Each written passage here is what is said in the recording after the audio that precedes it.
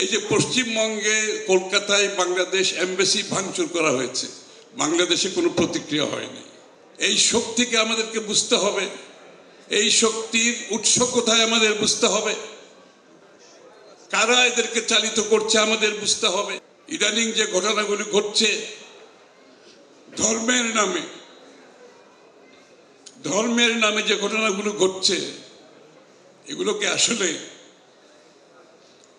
কি তাদের সেই দাবি দেওয়াগুলো, তারা যে ধর্মের নামে যে ধরনের ঘটনাগুলো এখন ঘটছে বাংলাদেশে, সেগুলোর আমাদেরকে বোঝার জন্য আর একটু গভীরভাবে দেখতে হবে। আমাদের দেশে সাম্প্রদায়িক সম্প্রীতি সমস্যা নাই আমি বলবো না, এটা হচ্ছে ব্যতিক্রম। সাম্প্রতিক সম্প্রীতি যে সমস্যা বাংলাদেশে আছে সেটা হচ্ছে ব্যতিক্রম, ইংরেজিতে বলে অ্যাবারেশন।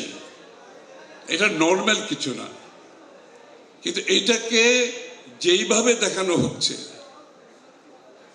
এবং যেইভাবে দেখিয়ে বাংলাদেশে অস্থিরতা সৃষ্টি করার চেষ্টা করছে, সেটা তো বাংলাদেশ নয়। আমরা কি অন্য দেশের, যেখানে আমরা দেখছি,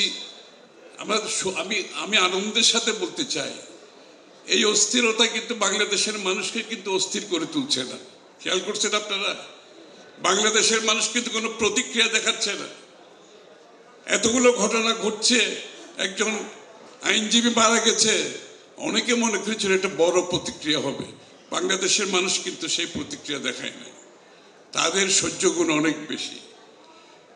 এরকম অনেকগুলো ঘটনা ঘটেছে, অথচ অনেক দেশে আমরা দেখতে পাচ্ছি, এই যে বাবরি মসজিদ যখন ভেঙেছে, বাংলাদেশে কোনো প্রতিক্রিয়া হয়েছে? ওখানে যখন ওই গোরক্ষার জন্য যখন এই 30-40 জনকে হত্যা করা হয়, বাংলাদেশে কোনো প্রতিক্রিয়া হয় না। কিন্তু এই যে পশ্চিমবঙ্গে কলকাতায় বাংলাদেশ এমবাসি ভাঙচুর করা হয়েছে, বাংলাদেশে কোনো প্রতিক্রিয়া হয়নি। এটা হচ্ছে সুখবর, এটা হচ্ছে বাংলাদেশের শক্তি, এটা হচ্ছে বাংলাদেশের স্ট্রেংথ, যে অন্যরা যা করছে বাংলাদেশে সেটা করছে না।